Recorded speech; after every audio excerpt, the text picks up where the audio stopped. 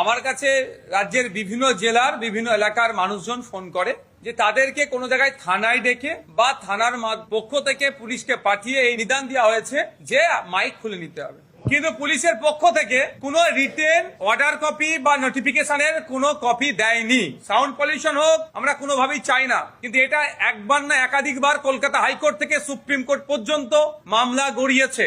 স্পষ্টভাবে সেখানে গাইড করে দেওয়া হয়েছে যে কোন জায়গায় কত ডেসিবেল সাউন্ড বাজাতে পারে। তারপরেও প্রশাসনের পক্ষ থেকে একটা অংশ যেভাবে ভয় দেখিয়ে এক প্রকার ধুমকি দিয়ে বন্ধ করানোর চেষ্টা করছে, মাইক খোলার চেষ্টা হচ্ছে ধর্মস্থানগুলো থেকে, এর আমরা পরিপন্থী। আমাদের স্পষ্টভাবে আমরা জানতে চেয়েছি ডিজিপি স্যারের কাছে যে অ্যাকচুয়াল আপনাদের নির্দেশিকা কি আছে। চাপিয়ে দেওয়ার যে চেষ্টা চলছে এর বিরুদ্ধে আমি খুবই তাড়াতাড়ি কলকাতা হাইকোর্টে যাচ্ছি। কোনো পুলিশ প্রশাসন যদি বন্ধের কোনো কিছু বলে আপনি তাদের কাছ থেকে নোটিশ চান যে আপনি মসজিদ কমিটিকে নোটিশ করুন যে আমার নির্দেশ আছে বন্ধ করার, বাকিটা আমরা বুঝে নেব।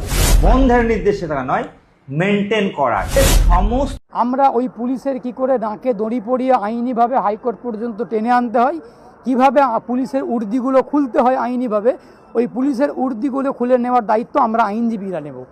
আমি অ্যাডভোকেট শেখ বাবুলাল অত্যন্ত সচেতনভাবে বলছি, পুলিশ যদি সংবিধানের বিধান আইনের বিধান না মেনে কোনো গায়ের জোর দেখিয়ে কোনো কাজ করতে চায় তাহলে পুলিশের উর্দিগুলো খুলে নেওয়ার দায়িত্ব আমরা আইনজীবীরা আইনিভাবে নেব। পুলিশের কথা মতো একটা মসজিদের মাইক খুলবেন না, যদি খুলে থাকেন তা যত দ্রুত সম্ভব পুনরায় যথাস্থানে লাগিয়ে দিন, কিন্তু শব্দের মাত্রাটা নিয়ন্ত্রণ করুন।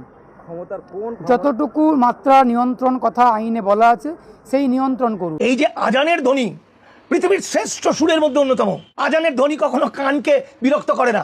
ভোর হয়, ভোরের প্রতীক আমরা কি দেখাই সিনেমায়, আজানের ধ্বনি শোনা যাচ্ছে, তখন ভোরবেলায় আল্লাহকে ডাকার জন্য ঘুম থেকে তোলে দিয়ে বলে যে তোমরা আল্লাহকে ডাকো, তোমরা উপাসনালয়ে আসো। এটাই তো কথা।